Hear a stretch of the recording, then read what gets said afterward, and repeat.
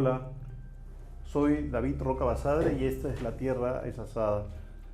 Hoy conversaremos con la doctora Mirta Vázquez Choquilín. Ella es abogada graduada en la Universidad Nacional de Cajamarca y tiene una maestría en Gerencia Social por la Pontificia Universidad Católica del Perú. Ha sido docente en la Universidad Nacional de Cajamarca, ha sido abogada y secretaria ejecutiva de la ONG Grufides, especializada en trabajar con comunidades afectadas por actividades extractivas. Y en ese marco se hizo conocida por defender el caso de la comunera Máxima Acuña contra la compañía minera Yanacocha, lucha por la que Máxima Acuña mereció el premio Goldman para defensores ambientales. Fue abogada en la Asociación Pro Derechos Humanos e integró el Consejo Directivo de la Coordinadora Nacional de Derechos Humanos. Ha sido columnista en varios medios, fue congresista de la República, periodo en el que fue presidenta, además del Congreso de la República, fue asimismo presidenta del Consejo de Ministros. Actualmente se dedica a la docencia y es responsable del curso de Teoría de Conflicto y Mecanismo de Solución en la Pontificia Universidad Católica. Y con la doctora Vázquez Choquilín vamos a hablar sobre conflictos ambientales. Buenas tardes, un gusto. Muchas gracias, David, por la invitación. Sí. El tema es un tema delicado porque es un tema que tiene que ver con asuntos que competen a todos los peruanos y además que está en el centro permanentemente de las noticias, ¿no? ¿Podríamos definir qué es un conflicto socioambiental? Sí, por conflicto socioambiental lo que debemos entender es una incompatibilidad percibida de intereses opuestos entre dos o más partes, ¿no? Normalmente los conflictos denominados así socioambientales entrañan una naturaleza en la que se discute temas que tienen relación con el medio ambiente, con los recursos naturales, ¿no? Con los medios de vida. También es importante decir que estos últimos años se ha discutido sobre el término socioambiental. Algunos estudiosos dicen que lo que tenemos y llamamos conflicto socioambiental básicamente más bien debe ser denominado conflicto ecoterritorial, porque no solamente se discute, por ejemplo, el uso de un recurso.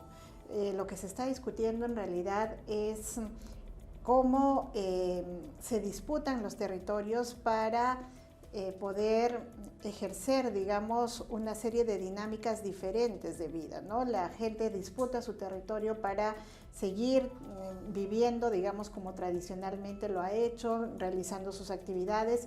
Hay una disputa de parte, por ejemplo, de las empresas extractivas que quieren utilizar el territorio para extracción. Hay una disputa porque el Estado ve esos territorios como otra forma o tiene pensado otra forma de administración y gestión de ese territorio. Entonces, algunos dicen ya el término socioambiental quedó en realidad pequeño para describir los conflictos que ahora tenemos en estos espacios, ¿no? Ah, qué interesante esto último. O sea, estamos hablando más bien de cuidado del territorio, ¿no? De cómo es que usamos el territorio en el que vivimos, ¿no? Sí. Estamos hablando justamente de la manera como se utilizan los territorios y la disputa por la utilización del territorio y todos los componentes del mismo, porque el territorio básicamente es un concepto que entraña no solamente el espacio geográfico, sino los recursos, la interacción, digamos, entre la naturaleza, los recursos, quienes viven ahí, por ejemplo, las poblaciones, ¿no? Es un concepto mucho más amplio. Eso me llama la atención. Vamos a volver a lo del territorio porque me parece que es un concepto interesantísimo que tenemos que explorar. Pero podría haber, para ver todo esto, para ir poquito a poco, ¿no? Para resolver estos conflictos se han generado una serie de estrategias, una serie de maneras de enfrentarlos, ¿no? Yo recuerdo haber tenido experiencia de haber seguido una mesa de diálogo que fue en Paramonga. Lo estuve acompañando ahí a las personas y a mí me llamaba mucho la atención que las mesas de diálogo eran un ejército de abogados de la empresa y dos representantes de la comunidad y con la justa le dejaban entrar al abogado. y había unos líos tremendos así. ¿Siempre son así las mesas de diálogo? Porque eso fue lo que yo vi. Sí, efectivamente, creo que hay dos cosas fundamentales, ¿no? Que en los últimos años hemos visto que en nuestro país, sobre todo, como creo que es la dinámica de toda Latinoamérica, que está justamente en estos modelos extractivistas, surgen muchos de estos conflictos y la manera de abordarlos, digamos, ha pasado de ser un abordaje netamente represivo, es decir, cuando no se sabía qué hacer con estos conflictos, los gobiernos, como por ejemplo hemos visto los gobiernos incluso desde Fujimori y los posteriores que han venido, priorizaban la represión, ¿no? Mandaban a la policía, mandaban al ejército, en el entendido que lo que hay que hacer es tratar de controlar a la gente mediante la fuerza pública para que se calme y no diga nada. Eso no resuelve los conflictos. Claro. Estos últimos años se ha visto una serie de estrategias para abordarlos. Algunos han querido utilizar estos métodos alternativos de resolución de conflictos que son muy eficientes, pero para otros escenarios y otro tipo de conflictos, ¿no? Por ejemplo, la conciliación, la negociación, el arbitraje, son eficientes para otro tipo de conflictos, digamos, pero los conflictos sociales que tienen tantas aristas y además son tan complejos, tienen que tener un abordaje diferente o utilizar una serie de metodologías conjuntas, ¿no? Y ahí es que se ha optado en los últimos años por esto que se llama el diálogo y la mesa de diálogo. Se ha reducido todo esto a la mesa de diálogo. El diálogo es un recurso, por supuesto, pero los diálogos no deben, primero yo creo que hay un error grande de concepto, porque se cree que los diálogos son esta suerte de negociaciones que el Estado, la empresa pueden hacer con las comunidades. Entonces llegan y le dicen, la comunidad está protestando por el agua, y llegan y le dicen, te doy 100 computadoras, ¿no? Te voy a dar tal cosa, pero el proyecto va sí o sí. Y no les dejan discutir, digamos, cuál es su posición. Entonces, a eso iba. Eso no es un diálogo. A lo que yo vi, lo que yo vi en esas mesas de diálogo, lo que pude ver yo, es que el Estado no iba a escuchar a ambas partes, sino que iba a acompañar a la empresa para convencer a la gente. O sea, ese es el objetivo, no es dialogar. Creo que se ha ido distorsionando ese tema porque a lo más que puede llegar es un mecanismo así, digamos, con estas características, es hacer una negociación, porque luego empiezan 100 computadoras, no, 150, etcétera, ¿no?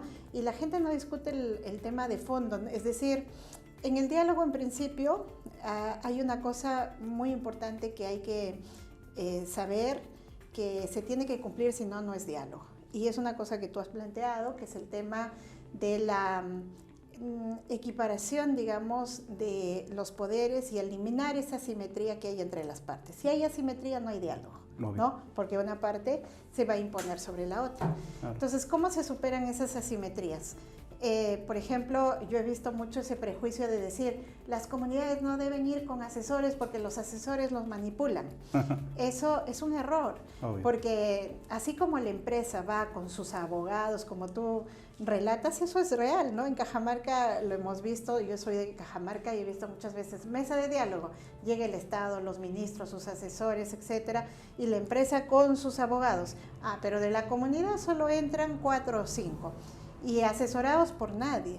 Entonces creo que ahí no se va a producir un diálogo porque hay una asimetría de poderes y se tiene que considerar que la comunidad también necesita y necesita más que cualquiera de las partes asesoramiento. Claro. En Canadá, por ejemplo, se usa un mecanismo muy interesante que a lo mejor en el Perú tendríamos que explorarlo, pero es que el Estado mismo tiene recursos para pagar los asesores que la comunidad elige. La comunidad elige sus asesores y el Estado paga, digamos... Pero eso tendríamos si hubiera el acuerdo de Escazú, por ejemplo. Claro, por ejemplo, ¿no? Y el Estado estaría obligado a hacerlo. Porque el Estado tendría que tener una política respecto a eso. Entonces, ahora no hay eso.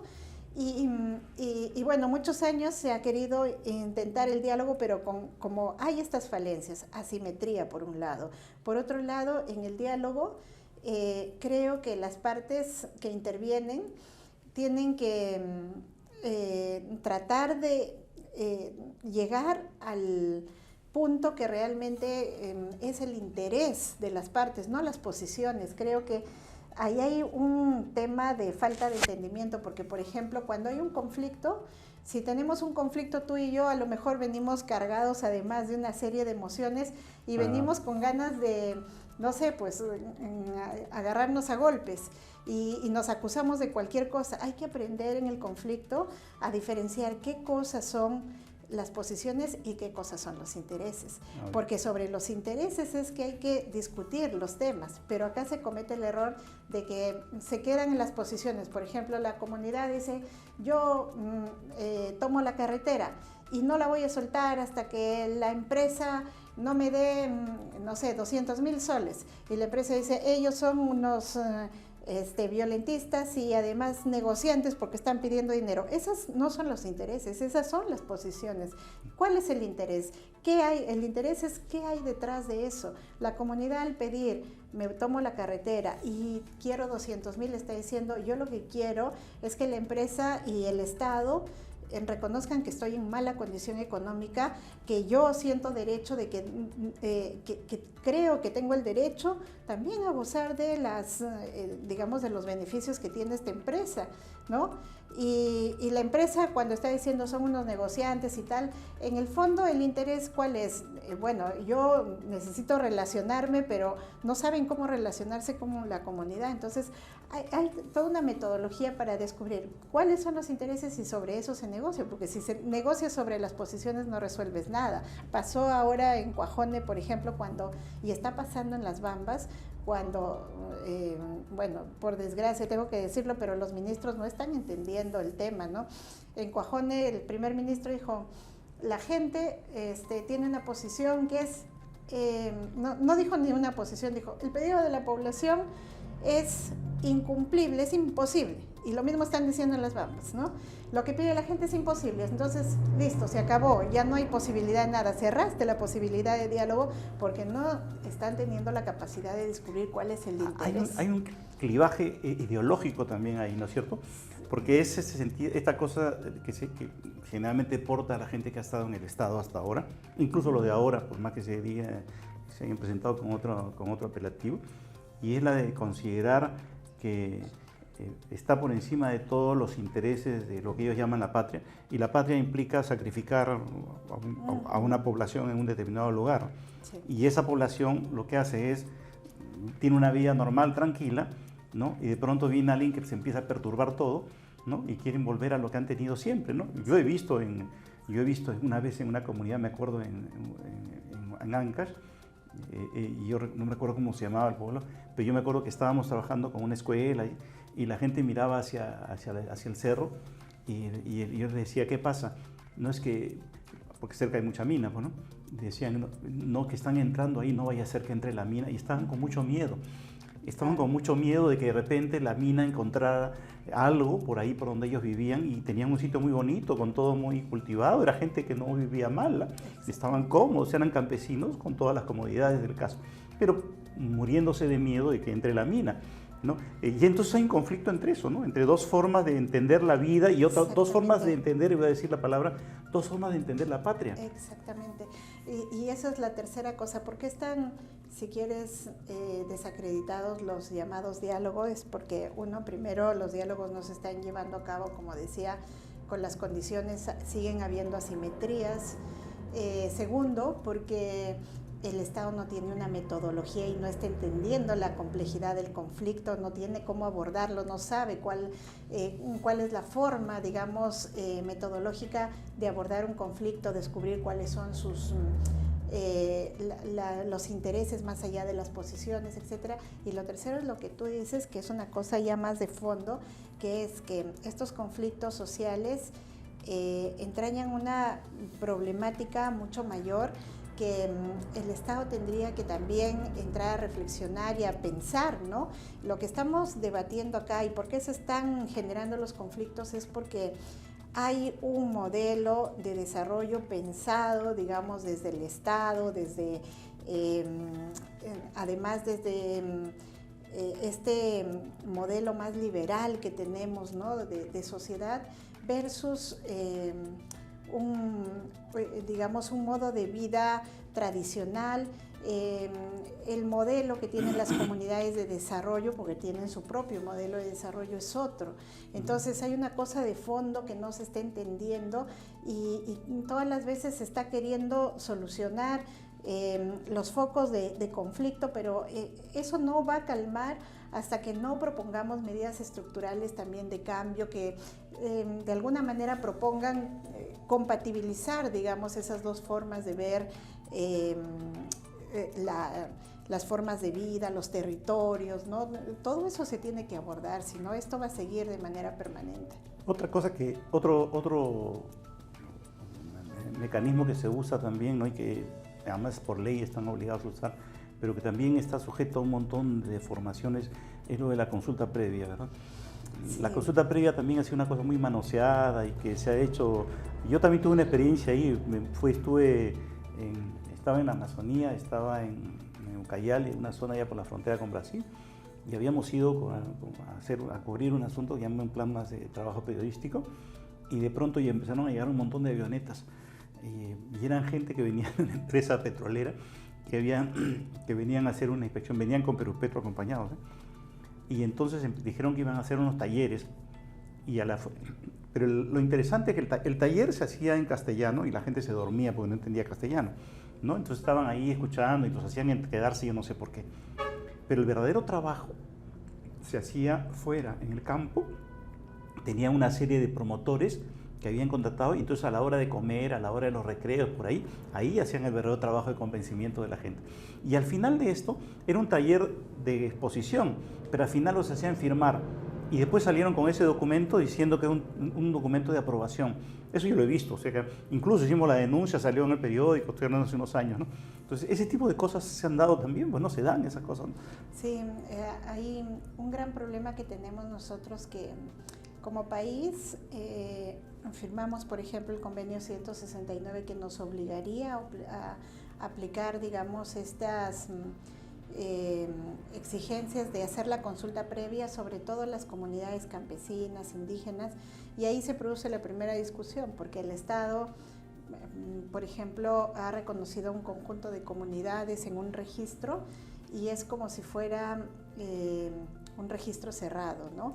Cuando en nuestro país tenemos además muchas comunidades que tienen características, digamos, que aplicarían como para ser consideradas pueblos ancestrales, etcétera, pero como no están en la lista, entonces se los excluye de este derecho, ¿no? Incluso, por ejemplo, en lugares donde tenemos rondas campesinas, en Cajamarca, las rondas campesinas están reconocidas con el estatus de comunidades ancestrales, pero a ellos tampoco se les quiere aplicar la consulta. Entonces, la primera cosa es a quién le aplicas la consulta.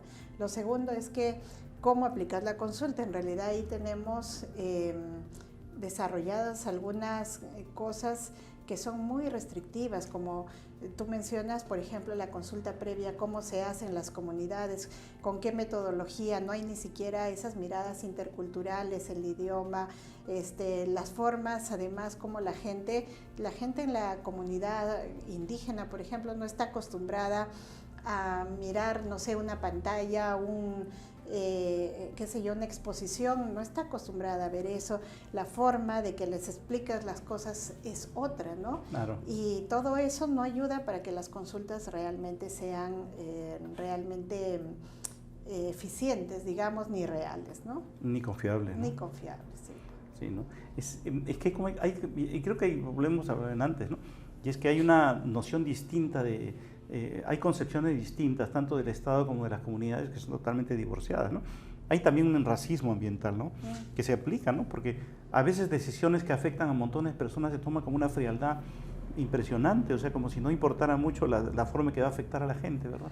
Porque se parte del presupuesto de que los proyectos, digamos, de naturaleza económica, proyectos extractivos sobre todo, tienen que salir sí o sí. Entonces, claro, casi se toma el tema de la consulta y todos los procedimientos, digamos, que tiene que ver con el tema de participación ciudadana solo como un trámite, ¿no? Claro. Entonces no hay posibilidad de discutir eso. Y ahí el Estado acompaña a la empresa generalmente y se pone del lado de la empresa, ¿no? No es el árbitro que debiera ser. Y esa es una cosa que yo discuto mucho porque creo que el Estado tiene que ser consciente de que en muchos de los casos ni siquiera le toca, de ninguna manera le toca estar solamente del lado de la empresa, pero tampoco tiene que ser neutral. Recordemos que el Estado tiene una obligación con cada una de la gente que vive en el país y que su primera obligación como Estado es cautelar el bienestar de la persona humana, ¿no? Claro. Hay, sin embargo, un problema que es también mucho mayor, ¿no? Por ejemplo,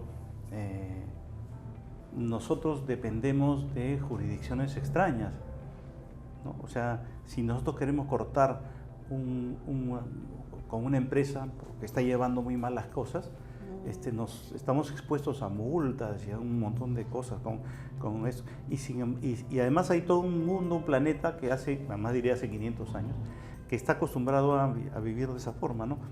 A extraer de nuestros países, y no solamente nosotros, África, en fin, muchos países de América Latina, todo eso. Y que hay un mundo que se ha formado de esa manera, ¿no? Hay todo un cambio enorme que hay que hacer en ese sentido, ¿no? Sí, a ver cómo funciona eso. Nosotros efectivamente como países, sobre todo los latinoamericanos, hemos sido el patio trasero, ¿no? de los países del norte, es decir, de acá siempre se han extraído los recursos, etcétera. Pero ojo que recién, más o menos a partir de los 90, se ha empezado a aplicar digamos, este modelo extractivo a gran escala, ¿no? Claro. Que es cómo se extrae recursos naturales, pero a gran escala, por eso se llama extractivismo. El extractivismo tiene, digamos, como característica el tema de la gran magnitud para la extracción de recursos naturales, como minerales, por ejemplo.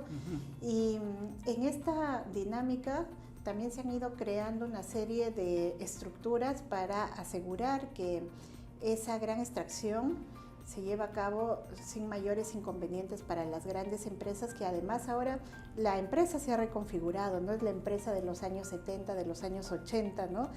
Cuando hablamos en los 70, los 80 de una empresa, estábamos hablando de una institución donde se podía saber quién es el propietario, o los propietarios, habían un conjunto de accionistas pero muy individualizados, ¿no? O sea, se podía saber quiénes son, pero ahora estamos en la dinámica de la gran empresa multinacional, ¿no? Y las empresas mismas tienen una configuración absolutamente diferente. Por ejemplo, si antes teníamos a una empresa como la Nike que fabrica zapatillas, que sabíamos dónde está su sede, quiénes son los propietarios, ahora la Nike es un conjunto de subempresas, ¿no?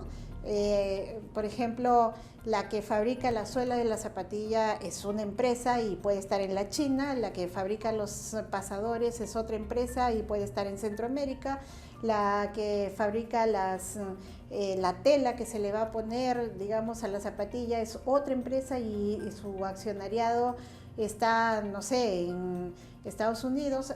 Esas son las multinacionales. Entonces ahora, como también hay una empresa tan compleja de estas características, ¿cómo haces para asegurar que esas empresas funcionan sin problema, tienen seguridades jurídicas en los países donde operan? Y se creó desde hace algunos años, las empresas y los países además interesados en que estas empresas funcionen, crearon un tribunal especial que se llama el CIADI. Este tribunal especial tiene jurisdicción internacional y, por ejemplo, si tu Estado contratas con una empresa de estas multinacionales y luego hay algo que no cumples con la empresa te puede demandar en este tribunal. Y en ese tribunal, pues las sanciones son millonarias contra los estados.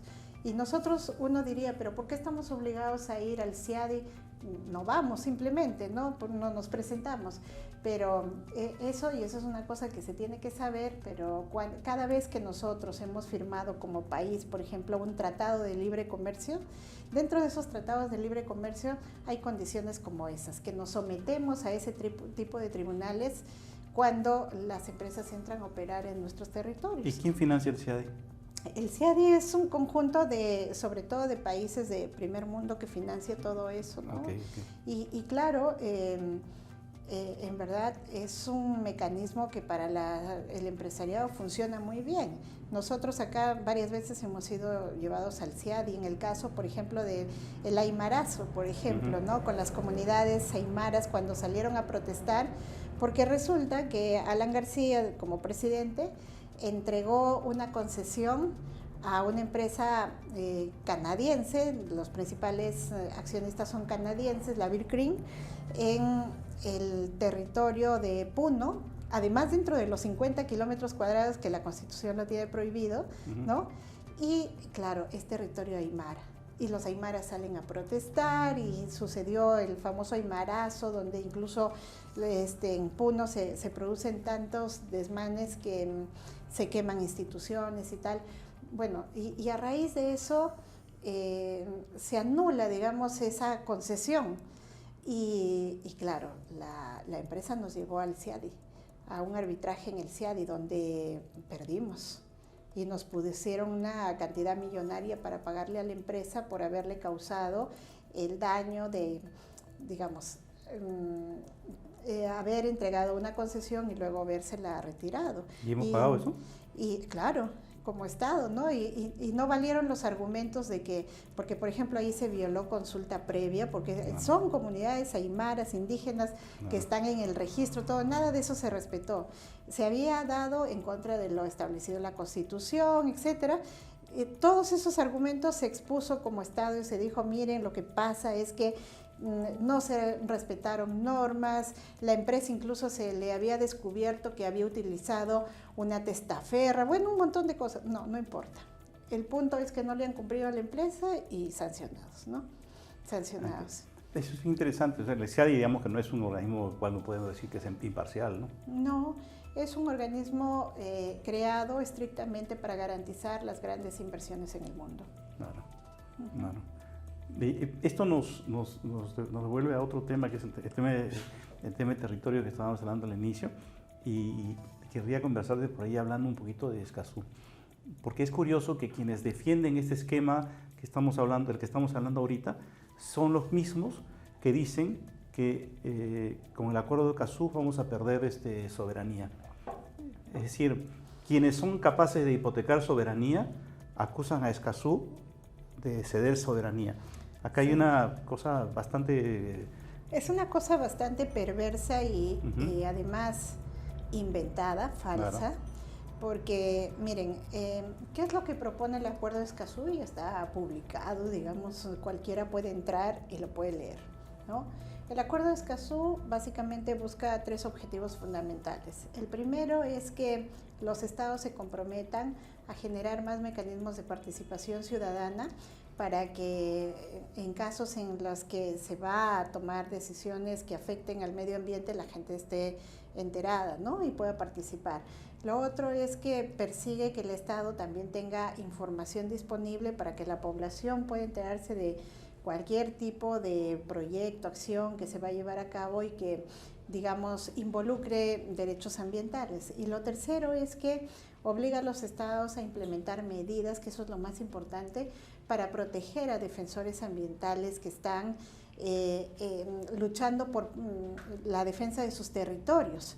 ¿Quiénes son estos defensores ambientales? Pues la gente de comunidades campesinas, indígenas, etcétera, que están en una lucha porque se respete no solamente el territorio, los recursos, sino sus formas de vida, ¿no?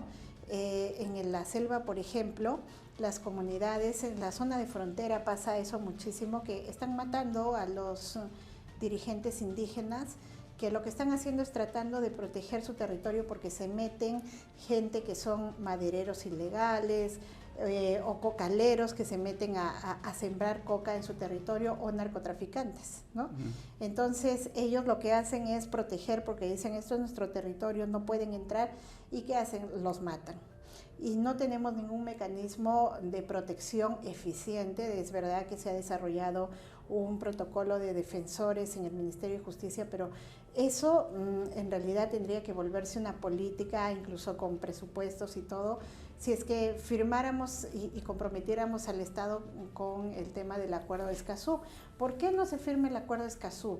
Y eso también es una cosa impresionante, porque el Acuerdo de Escazú está atorado en el Congreso de la República, ¿no?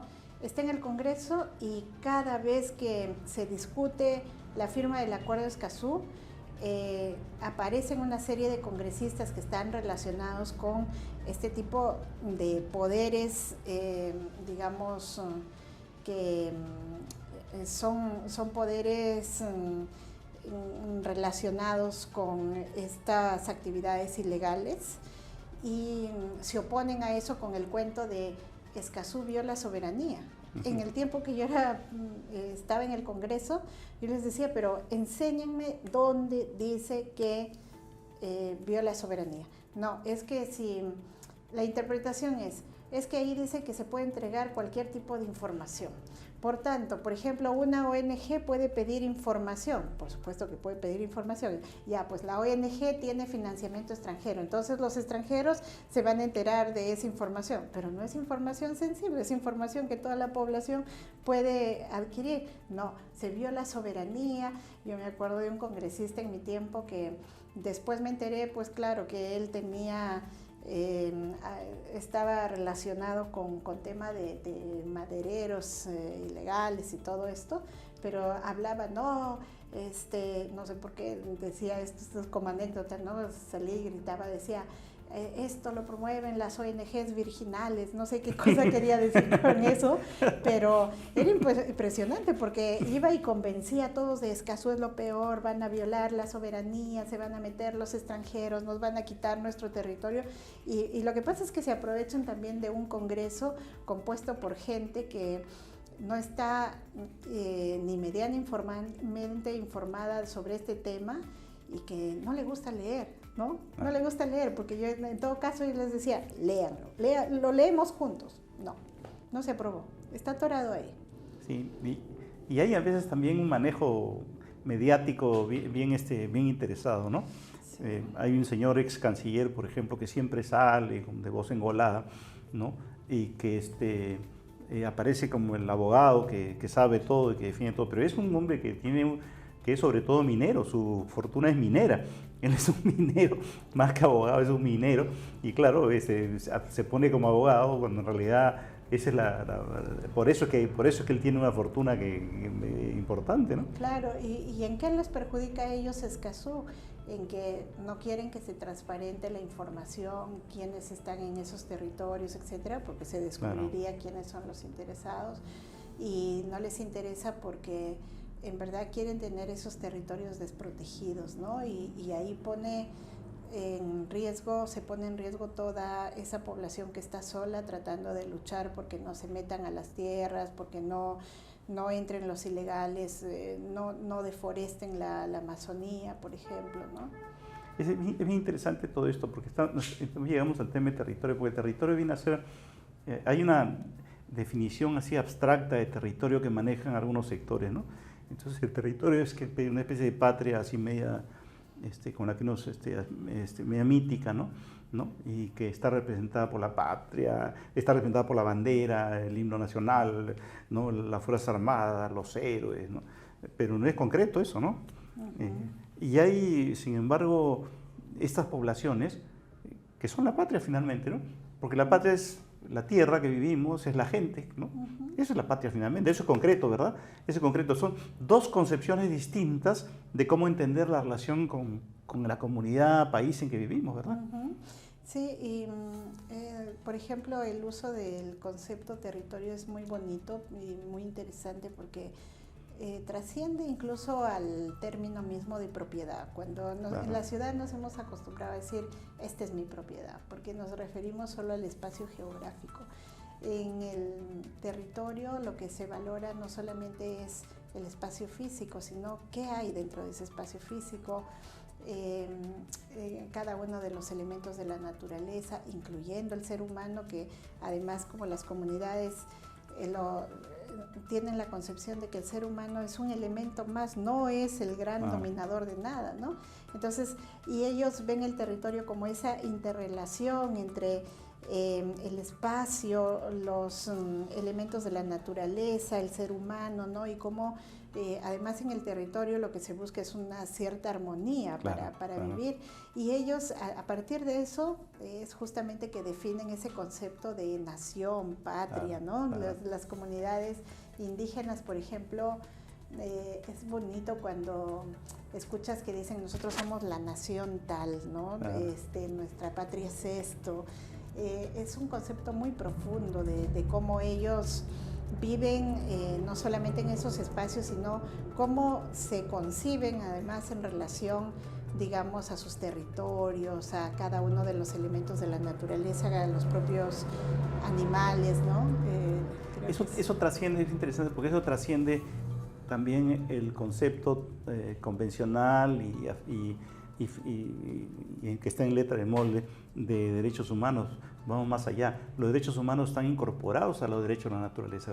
Sí, ahí hay una crítica culturalista muy interesante, fuerte, pero interesante, ¿no? A los derechos humanos, porque claro, ¿qué son los derechos humanos? Nosotros nos hemos acostumbrado a aprender los derechos humanos a partir de la Declaración Universal de los Derechos Humanos, pero ¿dónde se hizo la Declaración Universal?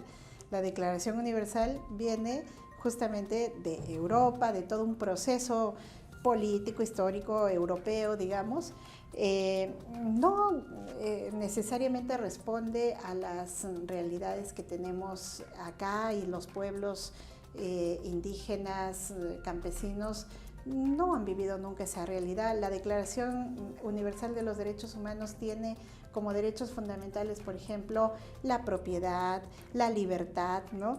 Y para las comunidades, no necesariamente ni la propiedad, ni conciben la libertad como la concibe, digamos, en el mundo occidental, ¿no? Una cosa más colectiva, ¿verdad? Claro, ellos miran todo de manera más colectiva. Entonces, claro, ¿qué son los derechos humanos para ellos? Para ellos, además, les suena, digamos, bastante excluyente el término derechos humanos, porque es solamente los derechos de las personas humanas, y ellos sí le han asignado derechos a la naturaleza, ¿no? Por eso es que los términos, por ejemplo, Mamayacu, ¿no? Que es madre agua, hacen la connotación y nos hacen ver realmente que hay una,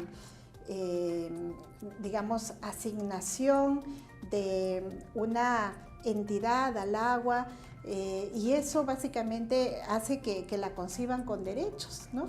Entonces es muy interesante, porque creo que es cierto que los derechos humanos probablemente tengamos que también repensarlos desde la mirada culturalista, ¿no? Y qué significa en las comunidades los derechos humanos y qué debería integrar, que es los derechos de la naturaleza. Sí.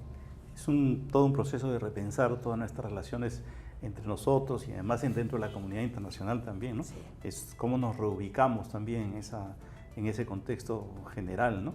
Porque no podemos seguir siendo, pues, los proveedores de... Además no podemos seguir siendo los proveedores de insumos para los que están produciendo en masa y creando este problema climático que ahora tenemos, ¿no? Porque en realidad, pues, es verdad que son ellos los responsables, pero lo hacen con lo que nosotros les damos, ¿no? Sí, ¿no? Y eso justamente creo que el centro también de toda esta discusión es los impactos que hemos generado con estos modelos de vida que están basados en el extractivismo, en toda la mercantilización de los bienes de la naturaleza. Todo tiene precio, como decía Alan García, ¿no? Todo es susceptible de ponerse en valor, decía él. Lo que decía es que todo tiene posibilidad de ser negociado, el agua, no sé, pues los territorios, ¿no? esa concepción y además eso sumado al consumismo, porque Claro. todo lo que se produce finalmente, esta producción en masa, en serie, este extractivismo, en realidad no es para cubrir necesidades básicas, No. es para cubrir una serie de necesidades que son absolutamente, digamos, prescindibles, ¿no? Por ejemplo, la mayor cantidad de oro, ¿para qué se utiliza, no? ¿Para qué hay tanta explotación de oro? Nosotros en Cajamarca, que éramos el primer productor de oro, hicimos como el rastreo de cuál es la necesidad de explotar tanto oro, por qué estamos necesitando tanto oro. ¿Y sabes para qué es? Casi el 70% es para guardarlo en bóvedas en los bancos. Y otra gran cantidad es para joyas. Y bueno, un porcentaje muy pequeñito, que es menor al 5%, sí es para cosas electrónicas, el tema de salud también, ¿no? Pero estamos explotando innecesariamente para nada, para cosas que se podría prescindir. Sí, pues. Te agradezco muchísimo la visita, nos ha ayudado muchísimo a entender el tema de los conflictos ecoterritoriales, que es como vamos a hablar ahora, ¿no? Y que es efectivamente la forma correcta de entender el asunto. Yo creo que la gente que nos escucha aquí en la Tierra Está Asada va a valorar muchísimo tu presencia aquí. ¿Alguna cosa que quieras agregar al final? No, me parece muy interesante, agradezco la invitación a estos espacios porque creo que hoy es el momento de hacer estas reflexiones, de además hacernos cargo de lo que está sucediendo en el mundo, el cambio climático, los problemas que tienen que ver con el medio ambiente. Creo que la sociedad se tiene que hacer cargo y parte de hacernos cargos es justamente enterarnos de por qué está sucediendo esto, qué está pasando y cómo nosotros podríamos ayudar a revertir esta situación. Muchas gracias. Bueno, hemos concluido esta visita interesante e importante, que espero que ya les sirva de mucho, porque hemos tratado temas muy importantes y sobre los cuales es necesario reflexionar. Quedamos hasta la próxima cita con La Tierra Está Asada. Hasta luego.